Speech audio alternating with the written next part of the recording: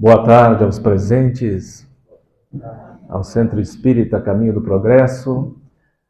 Em nome do Conselho Diretor da Casa, desejamos as boas-vindas aos presentes para esta tarde comemorativa, alusiva aos 75 anos de fundação do Centro Espírita a Caminho do Progresso. Tarde esta que teve início com a nossa Feira Cultural Espírita, que comemora a sua 25ª edição e 10 anos de atividades.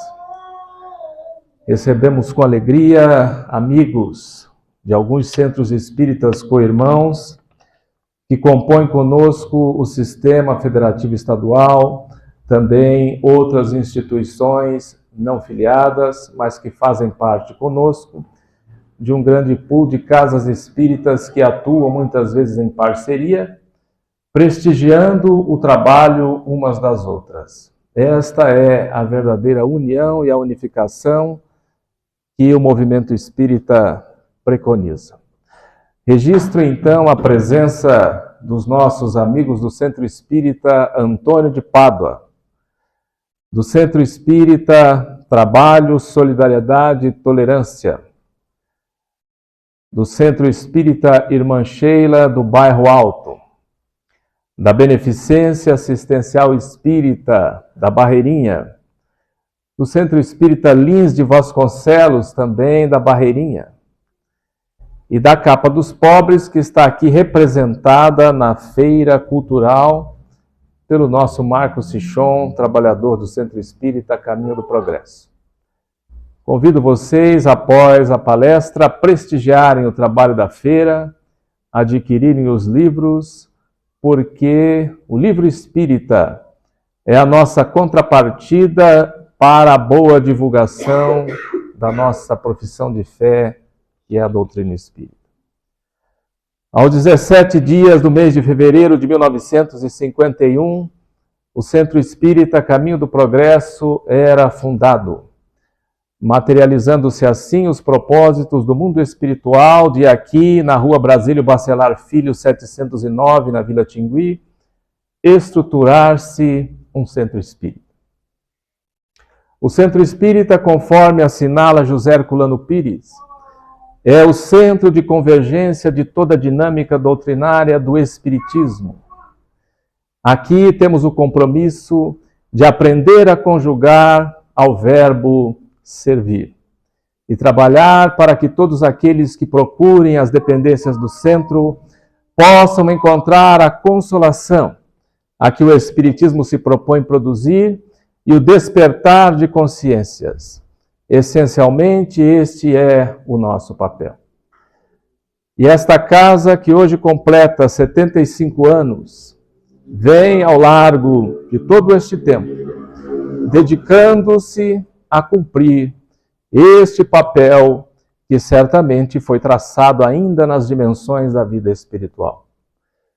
Por isso lembramos que é sempre oportuno pensarmos e que aquele que se propõe a servir no movimento espírita deve tratar de observar as questões do personalismo, a importância da unidade doutrinária, a questão da visão institucional.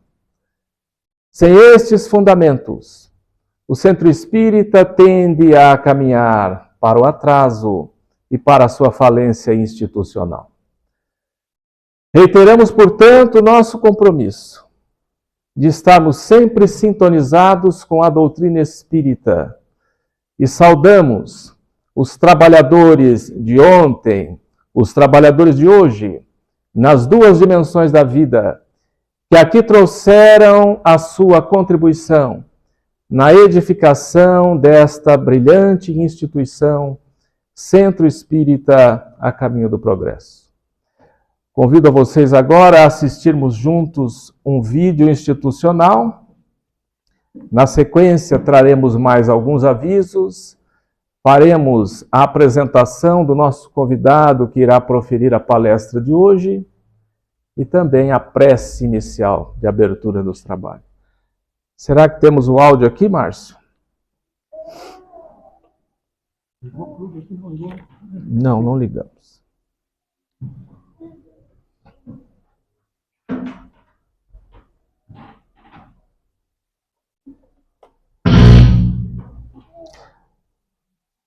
Vamos controlar o volume aqui, né?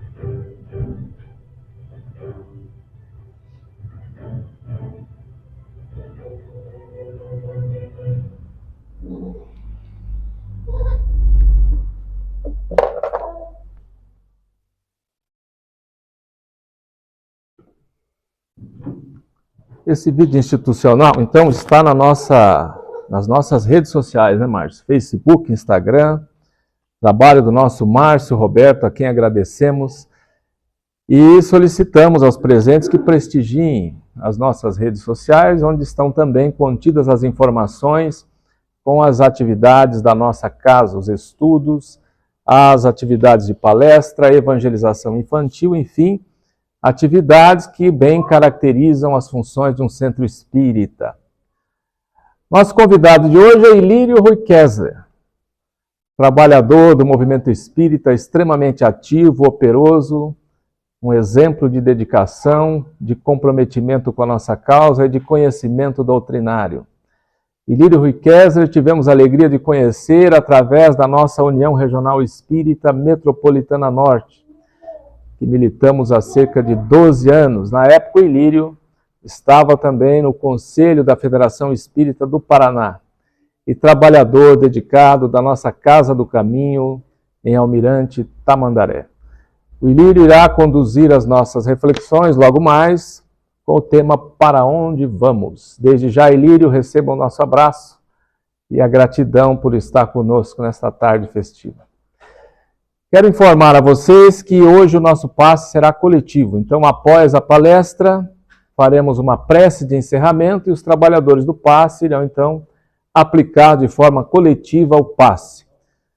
Ali, ao fundo do salão, será servida a água fluidificada àqueles que assim o desejarem, tá certo?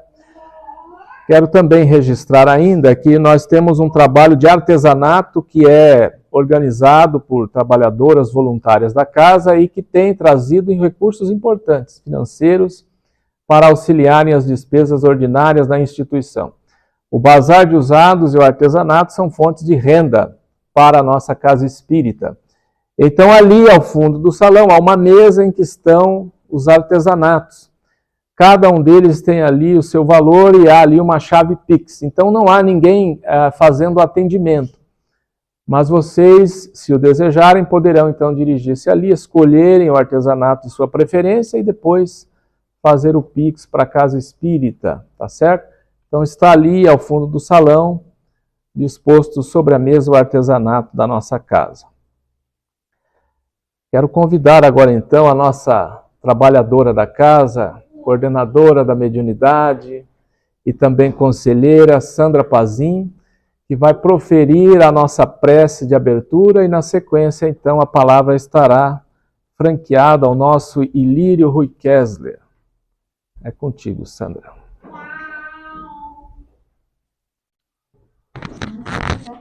Vou pedir para você colocar isso aqui para registrar. Posso segurar? Estou acostumada com essas coisas. Vou ficar aqui embaixo, porque senão eu sumo atrás de tudo aqui. Vamos orar então? Vamos elevar os nossos pensamentos a Jesus, o sol das nossas vidas. Dizendo a Ele que hoje é um dia de grande alegria. Alegria por comemorarmos 75 anos de atividade da nossa casa de oração. Alegria por podermos participar desta casa, do trabalho, do serviço, do bem, e por estarmos no caminho do progresso, Mestre Jesus. Pedimos a Ti que abençoe os nossos propósitos de progresso espiritual. A todos nós, os trabalhadores encarnados e desencarnados, aos nossos amigos que nos visitam, aqueles que vêm pela primeira vez à nossa casa e aqueles que vêm e permanecem conosco. E depositar aos teus pés, amigo divino, a nossa gratidão. A gratidão por nos aceitar na tua seara do bem, embora tantas mazelas ainda trazemos dentro dos nossos corações. Mas estamos no esforço da melhora, do aprendizado, das conquistas espirituais. E por isso, Mestre Jesus, hoje dedicamos esse dia festivo a Ti, ao Teu amor e à Tua misericórdia que nos colocou aqui, neste lugar de serviço ao bem. Permanece, Senhor Jesus, em cada coração aqui presente. E abençoa, Mestre Jesus, a todos os amigos que vieram hoje compartilhar conosco desta alegria. Obrigada, amigo divino, que assim seja. Lírio, se prepara ali. Eu cometi um ato falho aqui, né? Nós convidamos os amigos do Grupo Espírita Paranaense de Apoio ao Encarcerado, que está aqui representado pelo nosso João Carlos, que é do Antônio de Pádua, mas também é do GEPAI, né, João? Ele vai dar o seu recadinho aqui para nós. Fique à vontade. Bem-vindo. Obrigado, boa tarde. Nós estamos, então, com a parceria com o GEPAI, que é o Grupo Espírita Paranaense de Apoio aos Encarcerados, já há uns 5 anos, lá o nosso Centro Espírita Antônio de Pádua.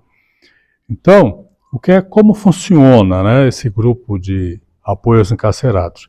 O presidente do grupo é o Marco Túlio Brito, amigo nosso, e aí eles têm, então, grupos, pessoas de todos os centros espíritas aqui de Curitiba, tá?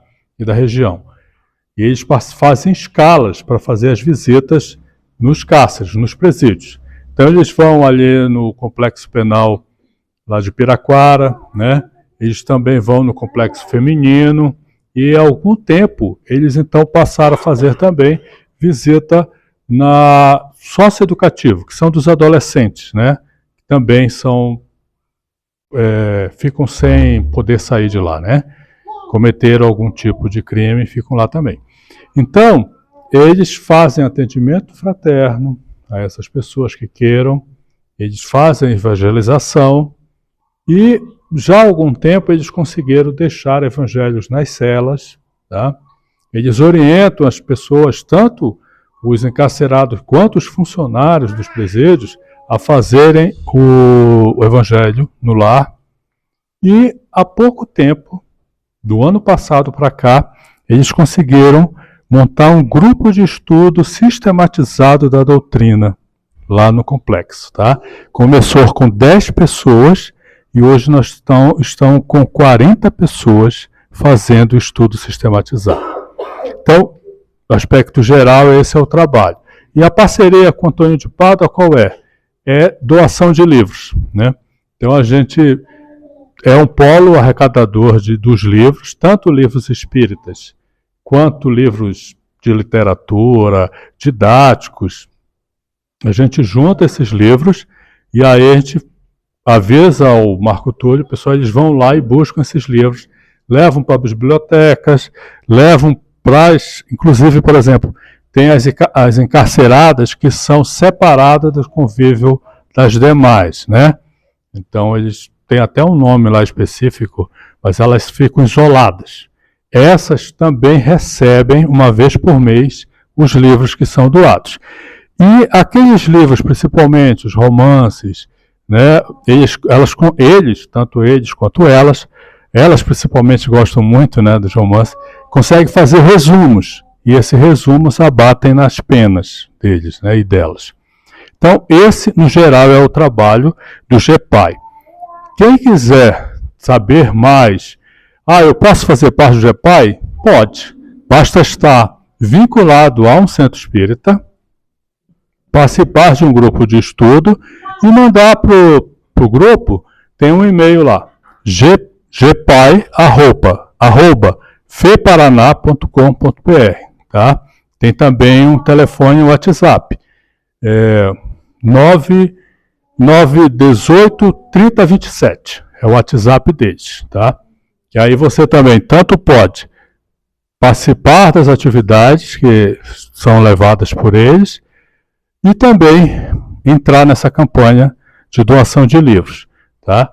Aqui também pode, né, receber, né, Alessandro, a doação de livros, e aí te também passa o contato do Marco Túlio e das pessoas lá do GEPAI, mas é um trabalho, só para ter uma ideia, ele está vinculado à Federação Espírita do Paraná desde 1956, quando teve a primeira ata registrando esse trabalho. Só que aí ficou parado por 20 anos. E aí, em 2018, eles voltaram a ter atividade. Teve a pandemia, mesmo assim continuaram fazendo as atividades online e tudo mais, e agora está de vento em popa, né? Porque você conseguir colocar um grupo de estudo sistematizado dentro de um ambiente carcerário é uma grande vitória que o Grupo Espírita Paranaense alcançou com o apoio da Federação Espírita do Paraná e há alguns anos com apoio nosso lá da parceria com o Antônio de Pádua, tá bom? Isso então era o que eu tinha para falar. Se alguém precisar de mais informações, nós estamos então arrecadando livros aqui na feira. Você pode comprar o livro e doar, tem lá a caixinha de doação ao GEPAI, tá bom? Obrigado.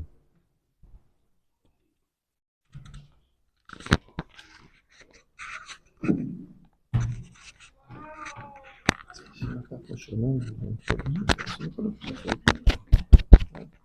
aqui é melhor. Não, é que esse aqui eu tô com gravação, você nem escuta você, né, cara? Esse aqui é pra cá, ó. Aqui essa gravação precisa ser ninguém escuta.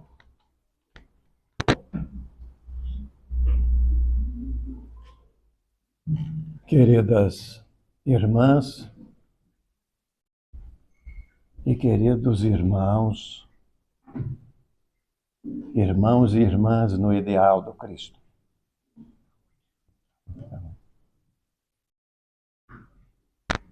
Boa tarde.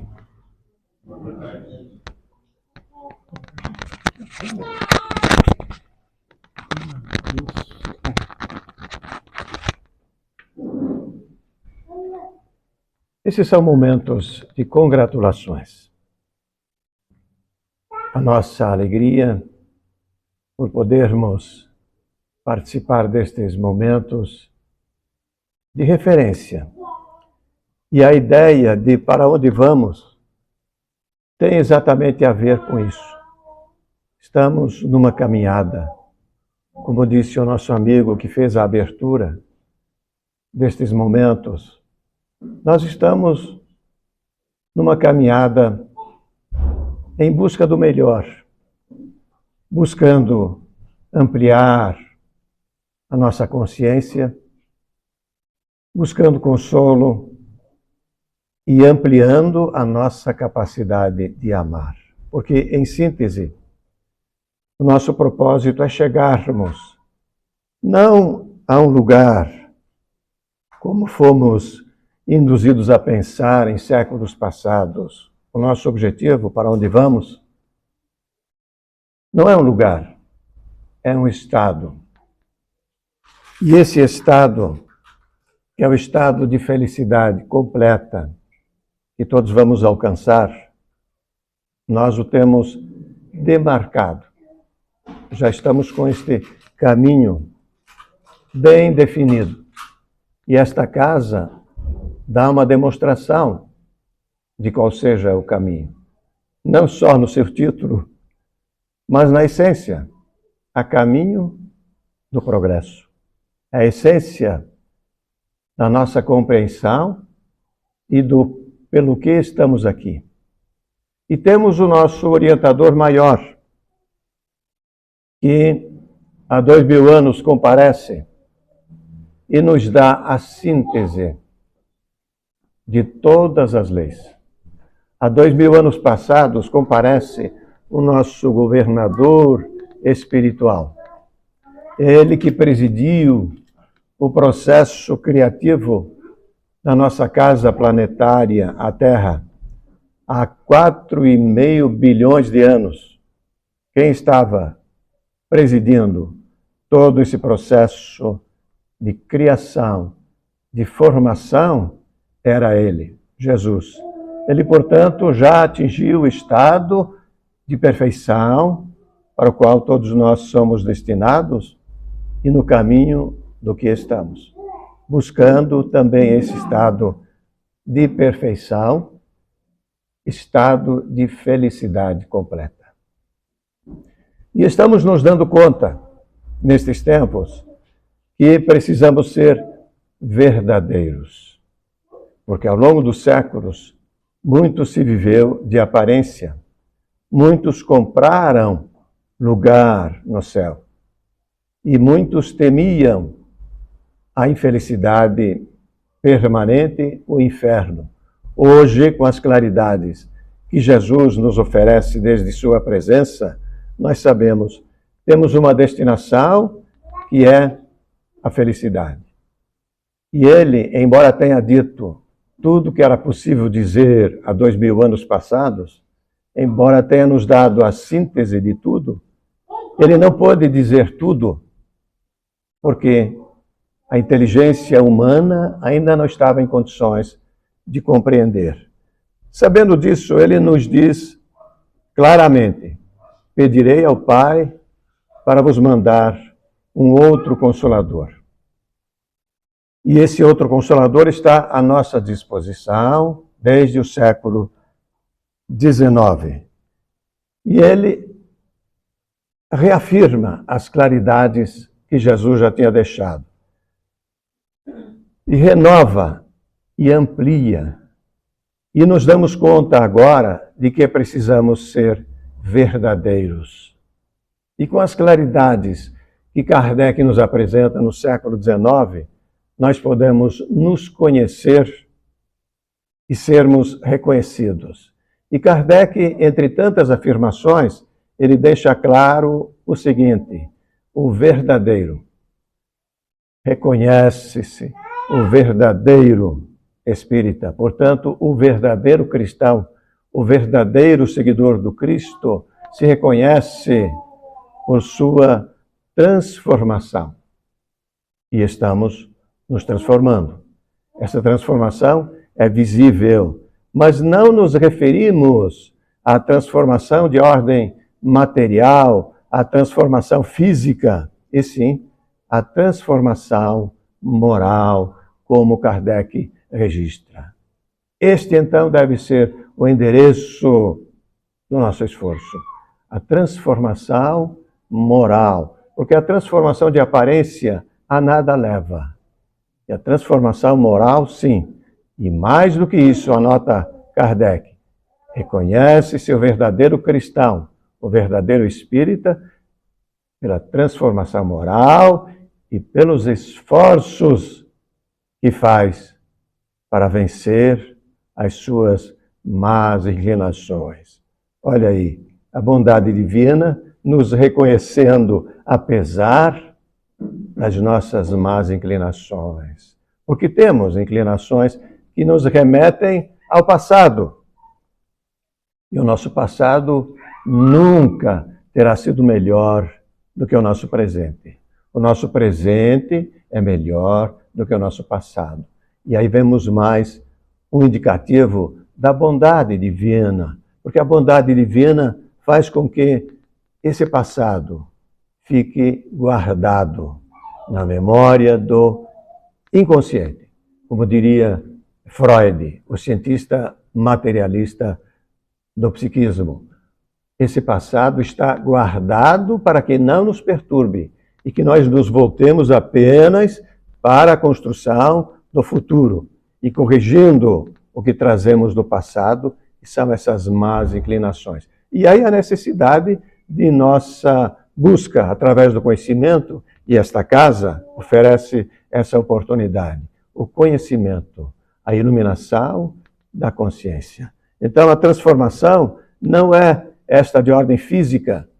E para isto, o que é muito importante? Buscando essa transformação. Nós temos um instrumento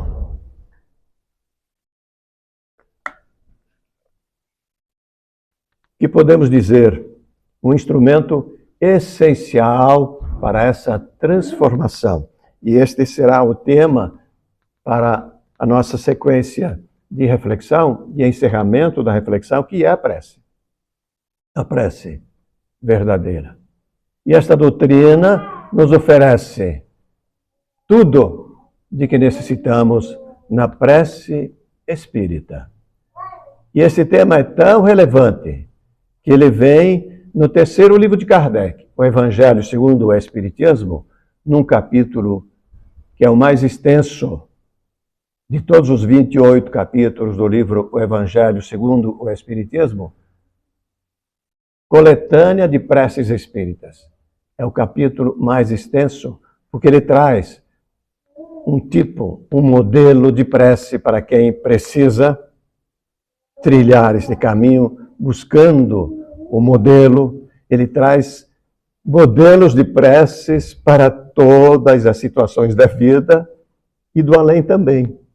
Então, não há situação na nossa realidade física e psíquica que não esteja contemplada nesse rol de palestras espíritas, ou de preces espíritas. Não há nenhuma situação na nossa realidade que não esteja contemplada nesse roteiro elucidativo, educativo, de aprendizado da nossa transformação. Porque essa prece, então, com essa ampliação de consciência, será verdadeira. E esse tema é tão importante que Kardec já o traz no primeiro livro, o Livro dos Espíritos, que é esta obra que desde o Sermão da Montanha, que podemos dizer, como já afirmava aquele líder político que libertou um país inteiro de um jugo imperialista, Mahatma Gandhi, ele dizia que o Sermão da Montanha é um documento tão importante que se as religiões perdessem todos os seus livros sagrados, mas se mantivessem o Sermão da Montanha, nada se teria perdido. E desde o Sermão da Montanha, podemos afirmar hoje que o Livro dos Espíritos é a maior obra filosófica, literária à disposição da humanidade. Por quê?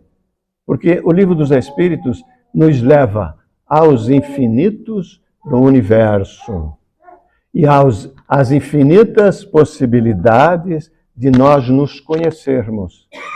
Porque ele tem um departamento, nesse livro, a partir do número 100, são 1000 e 19 perguntas e respostas.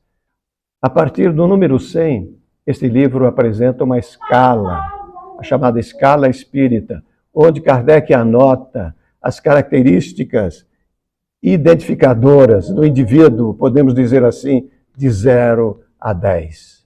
Então, qual é a característica do indivíduo que está na sua posição evolutiva? Está tudo descrito nessa escala espírita, que podemos dizer assim, é um espelho. É um espelho para nós nos olharmos nesse espelho e nos conhecermos, não fisicamente, mas espiritualmente, porque as características do nosso psiquismo são reveladoras da nossa condição evolutiva. Então, já nesse primeiro livro, que contempla tudo o que nos diz respeito, que Kardec apresenta em 1857, nós temos também a questão da prece. Está bem abordada. E no segundo livro, 1861, o livro dos médiuns, não há atividade mediúnica positiva, edificante, na mesa mediúnica sem a prece. A prece é indispensável. E na continuidade, Kardec nos apresenta em 65 o céu e o inferno, e em 68 a Gênese. Dada a limitação do nosso tempo, nós vamos, a voo de pássaro, ver no Livro dos Espíritos, brevemente, o conteúdo do tema prece. Esse livro tem essas 4 partes, e na terceira parte, leis morais, nós vamos encontrar aquelas referências das forças que regem não só o nosso mundo, as forças que regem o universo são as leis morais. São essas leis, divina ou natural, lei de adoração, lei do trabalho, lei da reprodução, da conservação, da destruição, de sociedade, do progresso, da igualdade, da liberdade e a lei mais importante de todas, justiça, amor e caridade. Essa é a lei essencial, a lei que Jesus veio nos falar a respeito e exemplificar. Todas as demais leis mencionadas aqui são como que meios para chegarmos a essa lei fim. Justiça, amor e caridade. E o tema prece está exatamente na terceira lei. Lei de adoração. Nesses números. E a prece está aqui nos números 658 a 666. Então, quem quiser aprofundar a reflexão, são esses os números. E nós vamos focalizar um número só, 659. Kardec pergunta, qual o caráter geral da prece? E ele anota, a prece é um ato de adoração. Fazer preces a Deus, podemos fazer preces a Jesus, à Mãe de Jesus, a qualquer entidade da nossa devoção. Mas no caso aqui, a prece para Deus. Fazer preces a Deus é pensar em Deus, é aproximar-se de Deus, é comunicar-se com Deus. E anota ainda, pela prece podemos louvar, agradecer e pedir. Destaquemos. Pensar em Deus, aproximar-se de Deus e comunicar-se com Ele. São atividades do sentimento e do pensamento. Pensar, aproximar-se e comunicar-se com Deus. Aí lembramos de uma figura histórica muito valorosa, Madre Teresa de Calcutá, que viveu de 1910 a 1997. Figura exponencial da prática da caridade. Soube-se depois da desencarnação dela que ela sofria uma angústia, porque ela tinha uma dificuldade de compreender, ter a compreensão de Deus. E ela se comunicava com Deus, ela pensava em Deus, e ela transformava esse anseio em ação, caridade. Era a essência da vida dela. Certa vez perguntaram para ela o que ela dizia para Deus quando se comunicava em prece com Deus. Ela respondeu: nada, eu só escuto. E o que Deus diz para você nesse momento? Nada, ele só escuta. Ou seja, as palavras nem são tão importantes.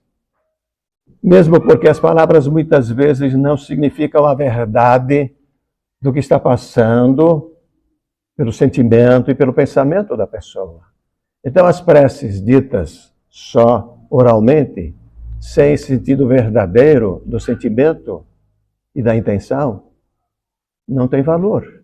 Mas para ela a prece tinha esse valor, porque ela pensava, ela se aproximava e ela se comunicava com Deus, não só através do sentimento e do pensamento, mas especialmente através da ação.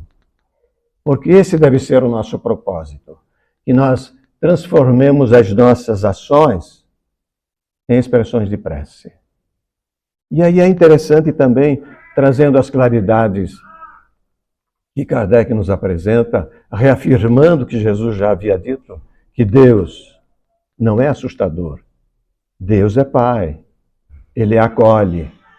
Mesmo aqueles que erram, tal como aconteceu com o filho pródigo, que se afastou do Pai e foi buscar os seus caminhos, e quando se deu conta estava perdido e resolveu voltar ao Pai. E o Pai o recebeu em festa, com toda a alegria. É esse Deus que nos permite termos a compreensão a seu respeito, e especialmente em Kardec. Então não é esse Deus assustador, esse Deus terrível dos tempos antigos, capaz de castigar, de assustar para sempre. Não é esse Deus a quem nos referimos. Kardec nos deixa claro que nós podemos fazer um juízo de Deus mais próximo da realidade do que ele é de fato, com os atributos que ele nos apresenta a respeito de Deus. Os atributos. A primeira pergunta que Kardec faz no primeiro livro, o Livro dos Espíritos, a primeira das 1019 perguntas e respostas, a primeira pergunta é: não quem é Deus? Se ele fez essa pergunta, quem é Deus? Ele estaria partindo de um pressuposto de que Deus é isso. E Deus é uma pessoa rancorosa, assustadora. Ele estaria partindo desse pressuposto, mas ele faz a pergunta já corrigindo a concepção na indagação. Ele não pergunta quem é Deus. Kardec pergunta que é Deus. E ao longo de todo o capítulo ele vai nos dando as respostas. Capítulo 1, 16 perguntas e respostas. E garimpando os termos dessas 16 perguntas e respostas, nós vamos encontrar 13 atributos. O primeiro, Deus é a inteligência suprema. Inteligência suprema. Ou seja, se existe uma inteligência suprema, é que existem outras inteligências. E aqui estamos nós, criados simples e ignorantes, mas somos o princípio desde a origem, o princípio inteligente da criação. E estamos neste nível de inteligência agora, mas não é o nosso máximo. Nós vamos prosseguir, vamos ampliando a nossa inteligência até chegarmos naquele estado em que Jesus também já chegou. E Jesus mesmo disse: podereis fazer o que eu faço e ainda mais. Então vejam a nossa caminhada. Nós somos a expressão, cada um, de uma inteligência. E causa, Deus é causa, causa primeira ou causa primária, dependendo do tradutor. Causa primeira ou primária? Há uma diferença nisso? A Federação Espírita Brasileira, a meu ver, é incongruente, porque ela adota o termo causa primária na edição de Guignon Ribeiro, tradutor Guignon Ribeiro. Na tradução mais recente de Noleto Bezerra, a Federação adota causa primeira. Isso terá algum significado? Eu acho que tem um significado, sim. Eu acho que a causa primeira é a expressão correta, porque Deus está na antecedência de tudo. Ele é o princípio de tudo, de toda a criação. Então, essa causa é primeira, cronologicamente falando, e não é primária. Primário é aquilo que está longe da perfeição. Isso é primário.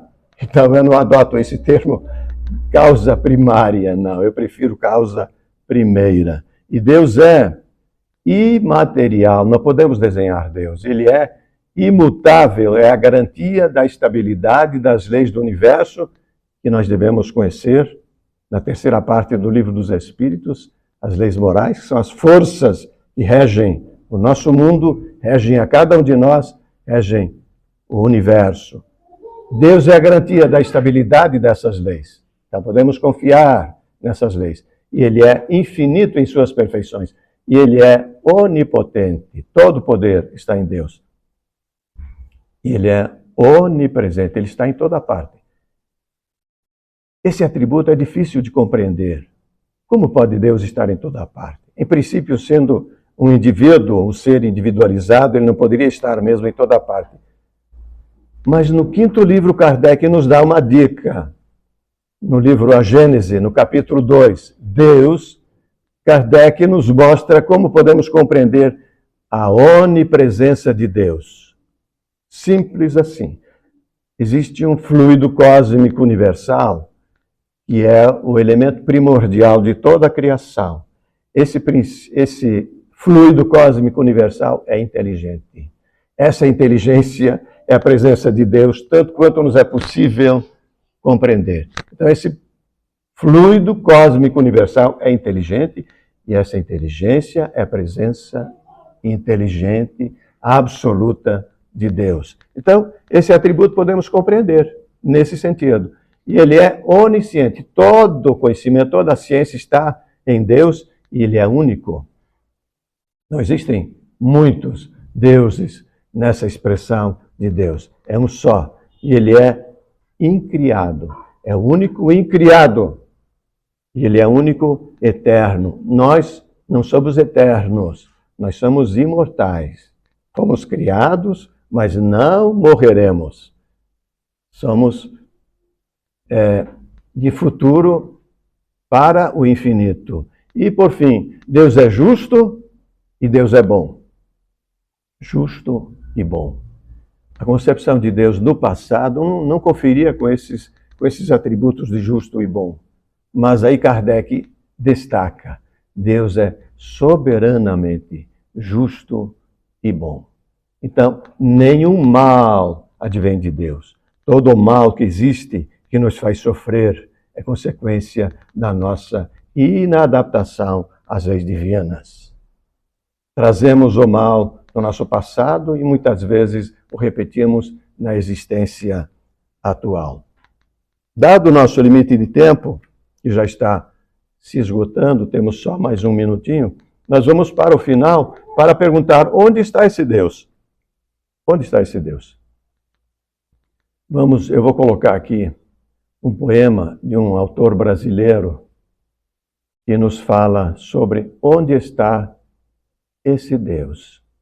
Já que dele podemos ter apenas alguns conceitos, estes que vimos aqui, nós vamos trazer uma expressão poética que a arte nos ajuda nisso. Aliás, me permitam aproveitar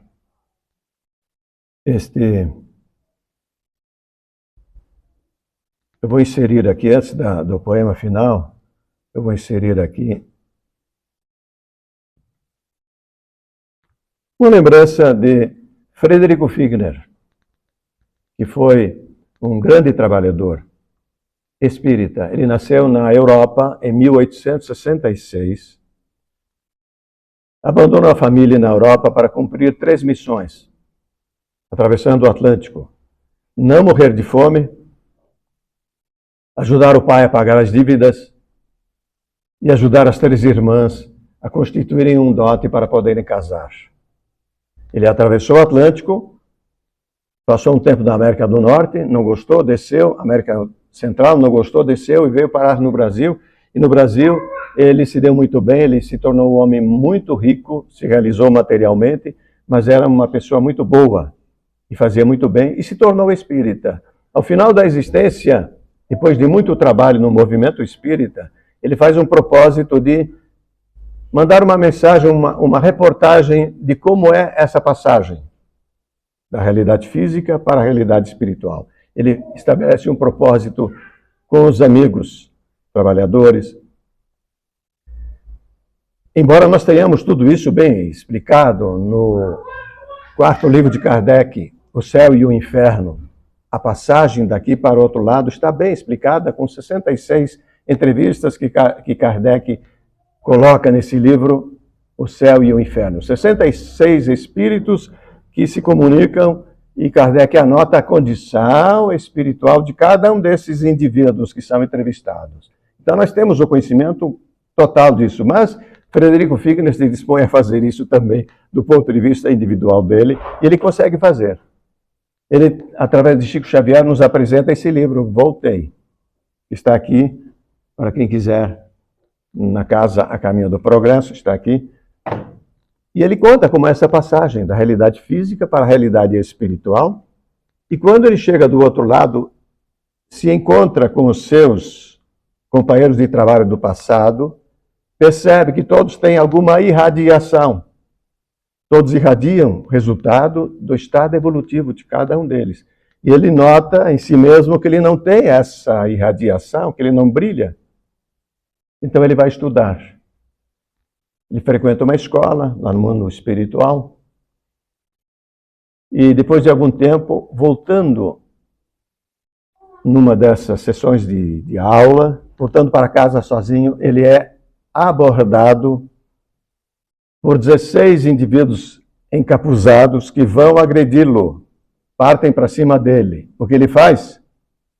Ele não reage com violência. Ele se concentra e faz uma prece. Mas essa prece é verdadeira. E ele se lembra de que quando ele estava encarnado, ele era duro, linguagem seca, ele não era suave, ele não era terno. Então, ele aprendeu no plano espiritual, nunca tardiamente, porque tudo é importante, qualquer que seja o tempo que nós façamos o nosso aprendizado. Ele aprendeu que ele precisava de ternura, que ele não exercia na condição de encarnado. E nesse momento em que ele foi abordado, atacado por 16 indivíduos encapuzados, covardes, não abriram a expressão, ele se coloca em prece. E nesse movimento de prece verdadeira, sem palavras, sentimento, pensamento e sentimento verdadeiros, o que acontece? Aos poucos, esses agressores vão arrefecendo o seu ânimo agressivo, vão dando meia volta e vão se afastando. E se afastam. E quando ele percebe que isso está acontecendo, ele quer que eles voltem.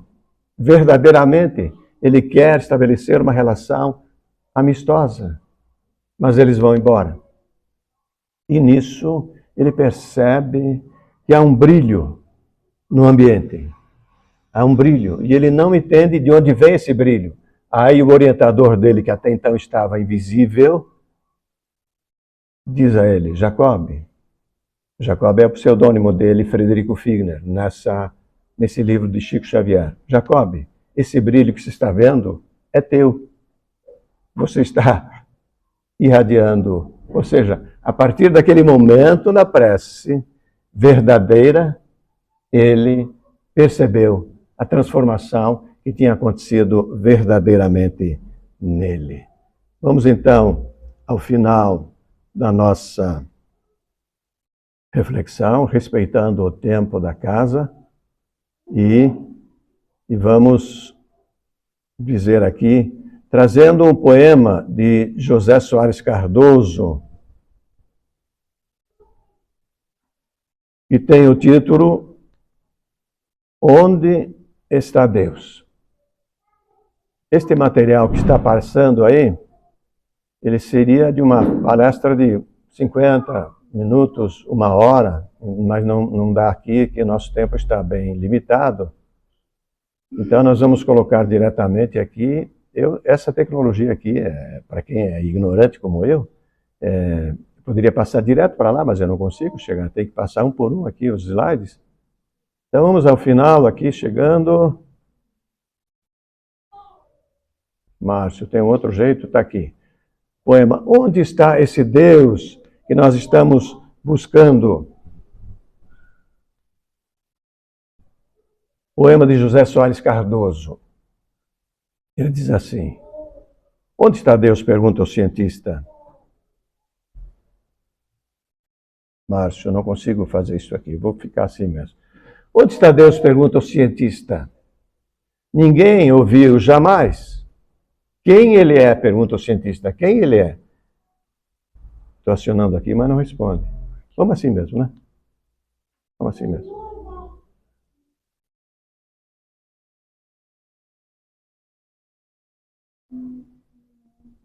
Não dá, não dá. A tecnologia nos venceu. Nos derrubou. Mas pode deixar, eu volto aqui para fazer do jeito que está. Então, o cientista pergunta: quem é Deus? Kardec perguntaria: quem é Deus? O materialista responde: Deus é apenas uma invenção da fé.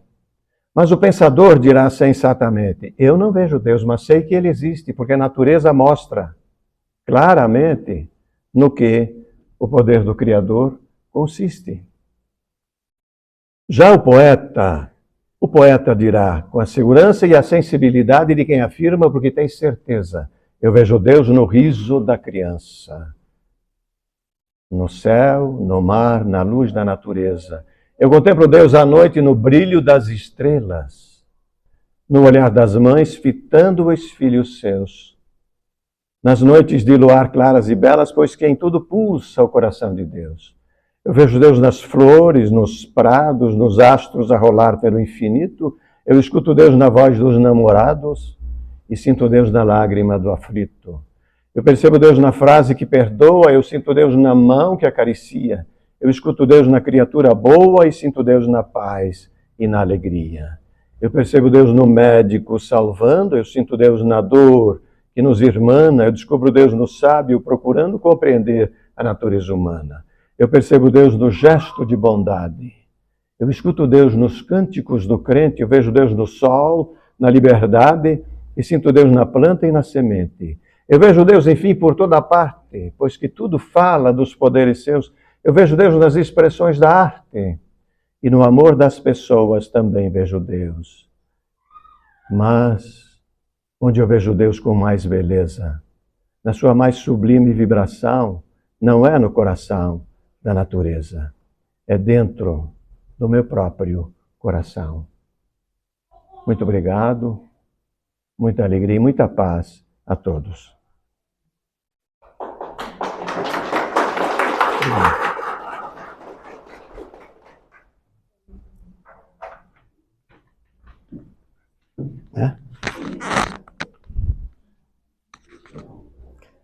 Vou fazer o passe coletivo já, né?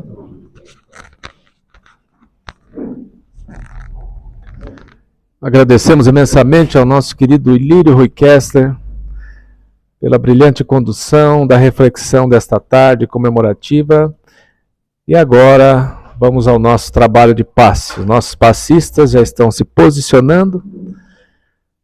E nesse momento, então, vamos ao nosso trabalho de passe. Depois haverá a água fluidificada para aqueles que assim o desejarem. Após a nossa prece, reforçamos o convite a prestigiarem a Feira Cultural Espírita e no piso de baixo, no nosso refeitório, será ofertado então um lanche aos presentes, aqueles que assim o desejarem, se confraternizar conosco.